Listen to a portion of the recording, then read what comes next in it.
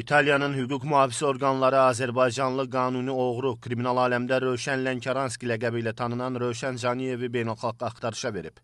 Bu barədə Vesti.az xəbər verir. Ötən ilin avqustunda Interpolun rəsmi saytında onun ikinci dəfə axtarışa verilməsi barədə məlumat yayılmışdı. Caniyev cinayətkar qruplaşmalarla işbirliyində, saxta sənəd gəzdirməkdə, qara pulların yuyulmasını təşkil etməkdə və zorla pul tələb etmədə təqsirləndirilir. İlin sonunda isə onun axtarışına son verilmişdi və bu haqda da xəbər yayılmışdı. Rövşən Lənkəranski kriminal aləmin xaç atası sayılan Detxasan ləqəbli Aslan Usayanın qətlinin təşkil edilməsində ən böyük fiqur sayılır. Bu qətildə onunla birgə Merab Suxumskaya malı Merab Cangveladzenin də adı hallanır. Xatırladaq ki, bu günlərdə Ermənistan paytaxtında toplaşan dünyanın müxtəlif ölkələrində yaşayan 100-ə yaxın kriminal aləmin tanınmışı Rövşən Lənkəranskinin qanuni oğru adından məhrum edilməsi barədə qərar çıxarıb.